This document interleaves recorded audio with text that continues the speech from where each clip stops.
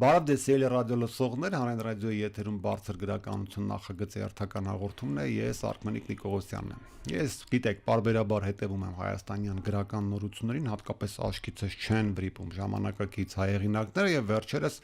սոցիալական ցանցերում ուշադրությունս գրավեց մի գիրք, որի մասին անդադ խոսում էին, շնորհանդեսներ էին կազմակերպում մակագրություններ եւ այլն եւ որոշեցի կարդալ այդ գիրքը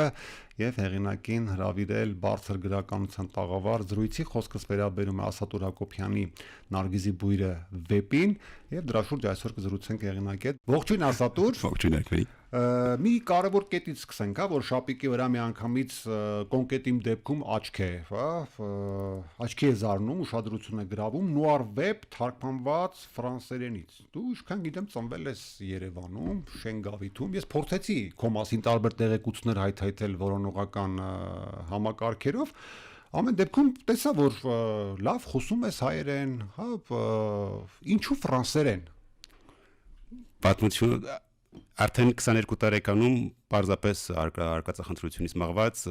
մեկնեցի Ֆրանսիա։ Ֆրանսիան իր պատմությամբ, իր ամբողջությամբ, իր տեսակով ինձ միշտ հիացրել է։ Բացի նրանից, որ մեր հայ ազգի մեծ բարեկամն են, պարզապես ես պետք է մարդկանց հետ ծանոթանայի, գնայի այնտեղ ու ամեն ինչ տենց ստացվեց։ Որ մեկնեցի Ֆրանսիա, առհասարակ չէի գրել բոլորովին։ Նախկինում գրականությամբ չէի զբաղվել։ Գրականություն միշտ սիրել եմ, անթիվ քանակով կարդացել եմ, շարադրություններ, փոխադրություններ դպրոցի մակարդակով շատ բարձր մակարդակի գրվել է, միշտ տարբերվել է։ Բայց ես գրող չդարձա։ Բայց հա, ինչ որ ավել բան չի ստացվել։ Հետո մեկնելով ֆրանսիական լեզվի բարդությունն ու գեղեցկությունը, նրբությունը իրանցպես դելիկատ, որ ասում են, այդ դելիկատնեսը տեսնելով սիրահարվեցի լեզվի վրա։ Լեզուն մշակելով, ամեն քայլափոխին գրի առնելով, ամեն անծանոթ բառ եւ այլն, ինչպես ասացի, սիրահարվել էի լեզվի վրա ու տարվել լեզվով։ Եկավ մի պահ, որ սկսեցի արդեն ֆրանսերեն կարդալ ու ինչ քանակի որ Հայաստանում հայերենով էի կարդացել, այդ քանակը գերազանցեցի ֆրանսերեն ընթերցանությամբ ու մի պարզ սկզբունքով ամեն անծանոթ բառը պետք է դուրս գրեի, պետք է կրկնեի, պետք է հասկանայի իր բոլոր իմաստներով։ Ու ֆրանսերենի գեղեցկությունն ինչումն է, որ հումանիստների ցանկ անվերջանալի է, երբ խոսում ենք զգացմունքներից, զգացմունքի ամեն աստիճան ունի իր բառը նկարագրող, որ հոմանիշը չի համընկնում մյուս հոմանիշի հետ, կան համանիշներ ու անթիվ, երբ ուզում ես խոսել զգացմունքներից, իսկական զգացմունքների լեզու է։ Մեր հայերենն էլ պակաս չի, ասեմ։ Իհարկե պակաս չի։ Պարզապես իմ ուսումնասիրությունը այդ հակումը լեզվի հանդեպ այդ պահը մոտս առաջացրեց։ Ու մի հետաքրքիր դեպք տեղի ունեցավ, մեքենաների մեծ սիրահար եմ, հատկապես Audi անընդհատ ուզում էի մտնել այդտեղ աշխատել մեծ Audi սալոներ։ Ուղղակի ինչ որ չգիտեմ ինչի ազդեցության տակ նամակ գրեցի, ինչ որ ուզում էի անպայման գնայի, ձեռագիր նամակ գրեցի, թողեցի տնօրենին ու սկսելով այնպես, որ իմ աշխատանքային փորձը ձեզ չի հետաքրքրի,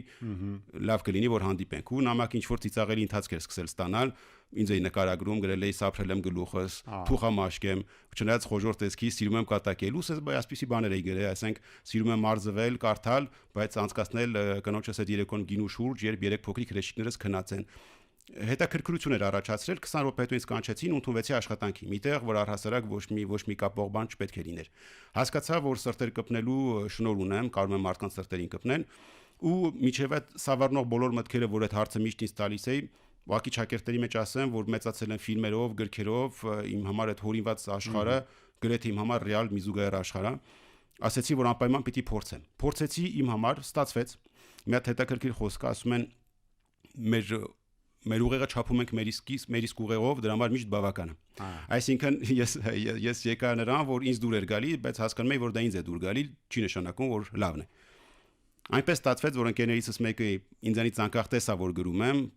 պարտադրեց ֆրանսիացի ընկերներից մեկը։ Գրեթե պարտադրողաբար ձեռիցս տարավ գրածը, որ կարդաց հավանեց, ու իր նման անկեղծ մարդը, որ ես սպասում էի, որ պիտի գրեթե ծաղրեր ընկերական, շատ էր հավանել, ոնց որ ինձ խթան հանդիսացավ շարունակել։ Հետո ընկերներ ունեն, որ շարունակեցին կարդալ ոմանք որ չգիտեին նույնիսկ գրում եմ ինձ ասեցին դու պիտի գրես եկավ նրան որ սկսեցի գրել մի խոսքով քեզ համոզեցին տես անոտացիայում գրված է ասածով որ վեպի բնագիրը լույս է տեսել Փարիզում եւ սիրվել ֆրանսիացի ընթերցողի կողմից հա այս դեպքում ստացվում է որ դու օտարագիր հայ գրող ես չէ Եվ դա ասեմ հատկապես Ֆրանսիայում դա մեծ պատասխանատվություն է, հա, ինչու որտեվ այնտեղ օտարագիր հայ գրող եղել է Շահանշահնուրը, Ռուբեն Մելիքը, հա, գրողներ, որոնք շատ կարևոր դեր են խաղացել ֆրանսիայի գրականության մեջ։ Սիրվել ասելով ինչ նկատի ունես, հա, որտեվ երբ որ ժամանակակից այսօրվա ֆրանսիական գրականությունն ենք ուսումնասիրում, թեկուզ նուար ռոմանը, ինձ ես հարցրի, ինձ ասեցին ֆրանսերեն ոնց է հնչում, սև, հա, սև, հա, պակաս չկա հա այս ժանրի գրքերի Ֆրանսիայում քո այսպես ասած հաղթաթուղթը ո՞րն էր սիրվելու իմ հաղթաթուղթը իմ անկեղծությունն է գրքի մեջ որովհետև մտորումները եւ այլն խորապես իմ օքու խորքից է գալիս ինչպես ասում եմ ես չեմ փորձում դուր գալ պարզապես իմ մտքերի ցույց եմ դնում մերկացնում եմ հոգիս մարդկանց հոգիներին կպնում եմ սիրվել ասածը ես անընդհատ ամեն կարդացողի, ամեն ձեռքբերողի, որտեղ այնտեղ ինչպես այստեղ մակագրություններ եմ մասնակցում եւ այլն, ես չեմ վարանում մարդկանց անձնական համարները փոխանակվել, գրանցվել Facebook-ների հետո։ Պարտադիր։ Ու պարտադիր կերպով անպայման խնդրում եմ, որ պատասխանները գան, կլինի թե ընկերական շրջապատից, թե ուղակի գիրքը ձեռքբերողներին։ Ես հեղինակի համար մեծ պատիվ է, երբ առավոտ արթնանում եմ ժամը 7-ին, իհարկե լուր եմ դրած լինում գիշերը, տեսնում եմ, որ 4:30 գրել են, որ չենք կարողանում կտրվել, նոր կտրվեցին, գիրքի հիանալի է եւ այլն։ Արդեն ուղղակի նես չի, այնպես չի, որ ասեմ գիրք ուղղակի վաճառվում է, գրքի հետ ռեակցիաներն են շատ կարեւոր ու շատ բավարարող։ Սիրվել իհարկե լայն ծավալի է, բայց այսօր փաստացի է թիմքերը կան ասել։ Իսկ հայերեն թարգմանությունը ինչու նախաձեռնեցիր դեպքում ուզեցար հայընթերցողներն էլ հարաբերվի դեպ Կարեն Խուրշուդյանն է, չէ՞, ինչքան։ Իհարկե, իմ լավ ընկեր Կարեն Խուրշուդյանն է։ Լավ ընկեր Կարեն Խուրշուդյանն է թարգմանել, սա քո վեպի հաջողությունը նաև Հայաստան բերելու փորձ էր, թե ուզեցար որ հայընթերցողներն անպայման այս վեպի հետ առնչվի։ Եվ այդ հարցին զուգադիր մի հարց, հա, քո վեպի հերոսները տարբեր ազգություններ մատնանշող անուններ ունեն Ռաուլ, հա, բայց միևնույն ժամանակ նաև Միքայել, միևնույն ժամանակ նաև Վարդան, բայց միևնույն ժամանակ նաև Քրիս, հա, ի վերջո միջավայրը քո վեպի ֆրանսիական է թե հայկական։ Արմատներն ըստ երևույթին հայկական, որովհետև արմատները բխում են դրանից, բայց դա էլ երևի ճիշտ չի այդպես ասել, մի տեսակ թույլ արմատներ են, եթե այսպես ասեմ։ Հարցը նրանում է, որ ես մտադրված նպատակային արել եմ այնպես, որ ցանկացած կարդացող աշխարհի որ կետում է լինի, եթե նկատել ես, հա, այդպես բան չանի, տարբերակումներ չանի, նույնիսկ տեղերի մասին շատ քիչ եմ ասում, որ այս վայրում է կատարվում, վերացական եմ խոսում, որ ամեն մեկի միտեղ հանդիպեցի, որտեղ նշում ես, որ ֆրանսերեն էին խոսում, իդեպ միտեղ եմ հանդիպել, գոնե թարգմանության մեջ այդպես է, այնպես որ հիմա հարցը հենց նրանումն է, որ հնարավորինս մաքսիմում արել եմ այնպես, որ ամեն մեկը պատկերացնի իրեն իր միջավայրում։ Անունները պատահական չի, որ ընտրել եմ այնպես, որ ցանկացած ազգությունների մեջ կարող ենք հանդիպել Ռաուլ ու Միքայել։ Տարածքները քիչ եմ նշել, որ ամեն քիչ դիֆիցիտ։ Վարդանը դրա համար պարտադիր հայ արմատները պարտադիր նշել եմ մեջը, որ հասկանալի լինի։ Ասա դուք վեպը ունի հուզական մի շատ կարևոր կողմ, որի մասին չեմ ուզի հիմա խոսել, որտեղ ըստ ամենայնի սփոյլ կանենք, որտեղ վեպի էությունը հենց այդ հուզիչ տարի մեջ է։ Չի ասի առեղծված է, ես քեսից գլխին կա ճիշտն ասած, բայց թող ընթերցողը ինքը գլխին կնի, որտեվ ամեն դեպքում գործ ունենք դետեկտիվի տարերով գրված վեպի հետ, որտեղ նման հատույթները շատ կարևոր են։ Այդուհանդերձ մի հարց։ Սա պետք է ասենք ընթերցողին, որ վեպը շատ դաժան վեպ է։ Անընդհատ սպանություններ, անընդհատ քառատումներ, դաշույններով, սվիններով, հրացաններով եւ ուղղակի երբեմն տեսարաններ կան շատ սարսռազդեցիկ են, հա, ասատուր, որտեվ կտոր են անում միմյանց եւ այլն, սպանությունը այս քո գրքի էությունն է, անկախ նրանից ինչի են սպանում, ինչից դրթված, հա, մարդկա վրեժա լուծում, մարդկա եւ այլն եւ այլն։ Այստեղ 3 կլանների պայքար է այնուամենայնիվ, որոնք իրար տեսնելուն պես իրար մորթում են ուղղակի։ Հիմա ես այսպեսի հարց տամ էլի, դա ժանրի կանոններով է այդպես նուար վեպն է պահանջում, որ այդպիսի մորթոցիներ լինեն, թե դու որպես գրող հակված ես նման տեսարաններ ստեղծելու եւ ըստ քեզ դա դուր է գալիս ընթերցողին։ Առաջին հայացքից այո, պատասխանները, ռեակցիաները եղել են դրական պարզապես, իհարկե։ Հա։ Հիմա հարցը այսպեսին է. սկզբից պատկերացնում էի պատմությունը ավելի շատ ոստիկանական համակարգում, բայց ոստիկանական համակարգում հետաքննություններն ամեն բան դանդաղեցնում է։ Դրա համար պատահական չէ, որ ընտրել եմ այնպիսի մի մթագնած աշխարհ, որտեղ պիտի կտրուկ զարգանա։ Օրենքներ չկան, ոչ դատ, ոչ դատաստան, բռնեցիր մորթի, չէ՞։ Վերջ։ Հարցը հենց դրանում էր, որ պատահական չի, հատուկ նպատակային է եղել, որ այնպիսի մի աշխարհ, որ գնա արագ, դաժան, իսկ այդ դաժանության վերջը կարդարացվի թե ոչ, հարցը այնպիսի մի կերպարի մասին է, որ աշխարհի հետ իր բոլոր կապերը կտրել է ու արդեն ինքը իր ճանապարհը բռնել է, իր վերջը ճանաչելով, իր վերջի ճանապարհը բռնելով, հոգեվիճակի թաքնված փորձել եմ խոսել մարդու ամենահեռու մղված ցանկությունների, զգացմունքների, այսինքն գալիս ենք մի հատ կետ, երբ մեր հասարակության, մեր բարոյականության նորմերը հանում ենք մեկի վրայից, իրան տալիս ենք կանաչ թուղթ, ասում ենք արա ինչ ուզում ես, որ հարցը լուծվի,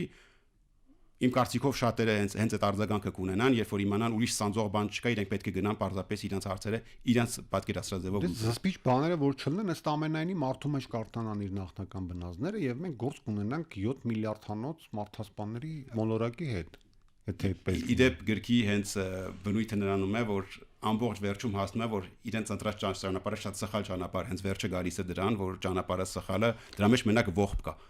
Հենց գնում է միայն դրա։ Ասա տուր, ես միշտ սիրել եմ երևույթին հակառակ կողմից նայել, որպեսզի տարբերվեմ մյուսներից եւ հիմա քո գրքի պարագայում էլ որոշեցի հակառակ այսպես անկյունից նայել։ Հիմա քո վեպում կան բազմաթիվ հզոր, հա, այսպես իրենց կարողություններով, հնարավորություններով մարդիկ Գասպարը, հա, Գայլ Մականունովը, կարծեմ Արնո մյուսի անունը, անունները կարող է խառնեմ։ Հիմա տես, երբ որ մենք ընդհանուր եւ քո գլխավոր հերոսը ըստ ամենայնի Միքայելը, որը էսել է տակիր բանա, վեպում ամենակիչ ինքն է երևում, բայց ըստ ամենայնի վեպի գլխավոր հերոսն է, որտեղ հանգուցալուծումը իր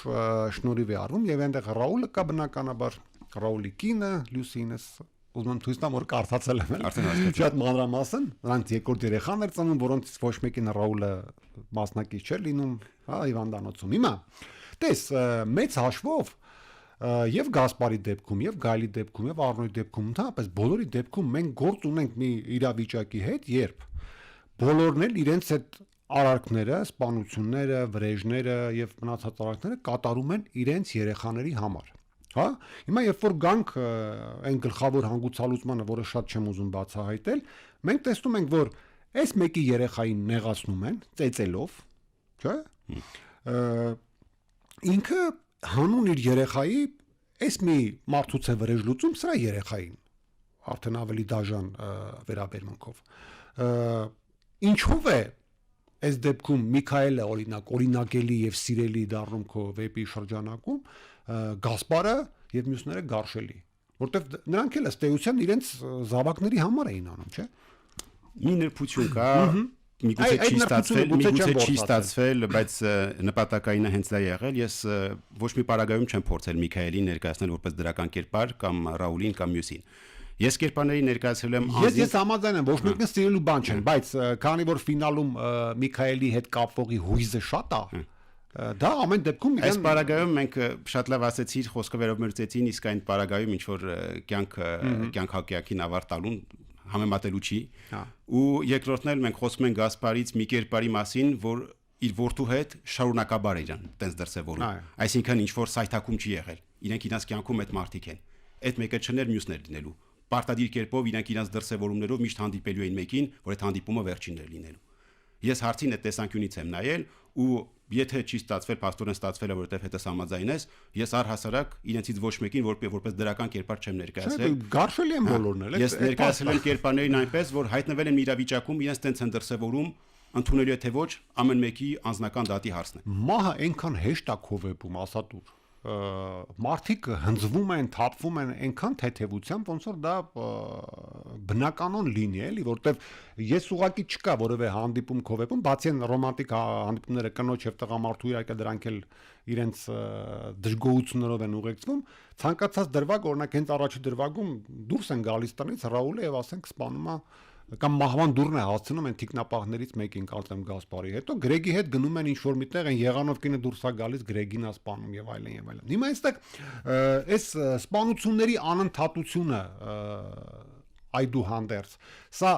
վիպական առումով ըստ քեզ ստեղծում է ինտրիգ որպեսզի մարդիկ ավելի հետաքրությամբ կարդան տես ես ինչու եմ այս հարցը տալիս որտեվ դետեկտիվ վեպերում ինչ որ մի բան միշտ հետաձգվում է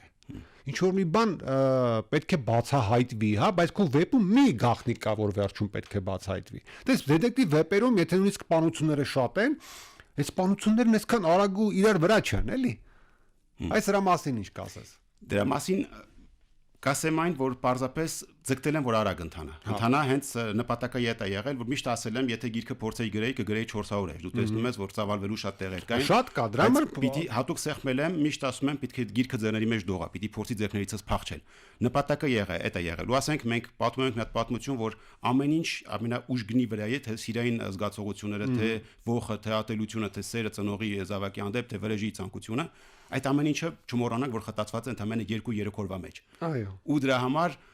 կարելի էր մի տարվա կյանք պատմել ու այդ ամեն ինչը դանդաղ ընթանալ բայց եթե ամեն ինչը 2-3 օրվա մեջ այսքան բան կատարվել է մի տարվա մեջ ինչքան մարդեր սպանվել ուղղակի ասենք այսօրվա դրությամբ մենք չենք խոսում մենք մտածում ենք գնում ենք Հայաստանի վրա գնում ենք Ֆրանսիայի վրա մտածելով որ նման հանգուցալուծումներ չկան բայց այսօր երկրներ կան որ չթվարկեմ որ իրենց անծայրացիր անտառներով եւ այլն ամեն օր իրենց առօրյան է իրենց առօրյան է ըստ ամենը ուզում եմ ասեմ եթե տեղը ուղղակի գնում ենք Ֆրանսիայի վրա որ կարա կատարվի կամ Հայաստանում մեր համար մի քիչ ֆանտաստիկ է թվում բայց եթե գնում ենք որոշ երկրներ ուղղակի երկրները չնշեմ իրենց առօրյան է ես ասենք այդ երկրներից ընկերներ եմ ունեցել որ ասում եմ ես 12 տարեկանում որ գնում էի դպրոց ոդկս լոքեի անում որ անցնեի մի հատ դիակի վրայով որ գնայի դասի իմ առօրյան էր ասում եմ մարդկային կյանքը նույն արժեքը չուներ ես նման ընկերներից նման պատմություններ լսելու իմանալով այդ կլանների հզորությունը առհասարակ չափազանցված չի, որովհետև նման տեղերում երբ այդ կլանները բախվում են, օրը ոչ թե 2-3 դեպք է լինում, այլ հարյուրավորներ են լինում։ Շատ լավ ասած դու վեպը շատ ռոմանտիկ վերնագիր ունի Նարգիզի բույրը, հա, դրանք ովքեր կկարդան կհասկանան իհարկե վերնագրի իմաստը, բայց վերջում մենակ։ Սկզբում միտեղ մի փոքր ակնարկ է վերջում, որտեվ մի քիչ դիսոնանս էլ կա, էլի կարդում ես ռոմանտիկ վերնագրով վերնագիր, մտածում ես որ մի ռոմանտիկ սիրահարական բանի հետ գործ ունես, վերջում բախվում ես այս դաժանություններին։ Մի հարց կա, որը ես չեմ սիրում այդ հարցը տալ ընդհանրապես, որտեվ ինձ միշտ թվացել է անիմաստ, բայց քո վեպը կարդալուց հետո ուզում եմ տալ այդ հարցը։ Ինչ է տալու քո վեպը ընթերցողին։ Ինչ նպատակ ես ունեցել, ինչ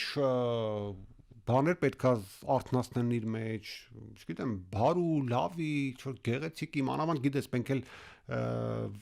հեշտ ժամանակներ չենք ապրում կոնկրետ աշխարհն է խառը, բայց հայ ժողովուրդն էլ հեշտ օրեր չի ապրում եւ շատ այսպես ասեմ դաժանություններից ու այս պատերազմներից, այդ սպանություններից հոգնած է։ Վերջին հաշվով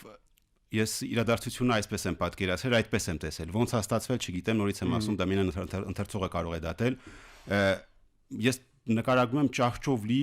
մեր մաղձերով լի մի ճահճով աշխարհ, որտեղ ազատվենք դրանից, ուզում ես ազատվենք, որտեղ անկախ ամեն ինչից մարդիկ ինչերի մեջ են,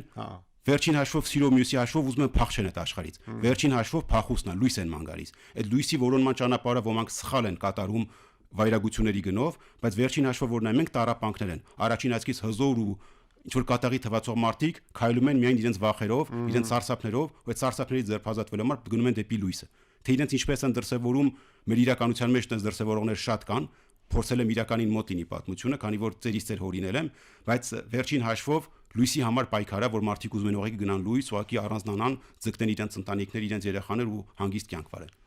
Ընտանիքի այդ կյանքը, բայց դες էլի չեմ ուզում էլի մատնեմ վեպի վերջաբանը, բայց այնուամենայնիվ ստիպված եմ, տես քո գլխավոր հերոսը այնուամենայնիվ գլավ իմ ըմբռնամ գլխավոր հերոսը այդ լույսը գտավ մահվան գնով այդուհանդերձ քեզ իր եւ Ռաուլի այդ վերջին զրույցը այդ ճանապարհին փոխելու էր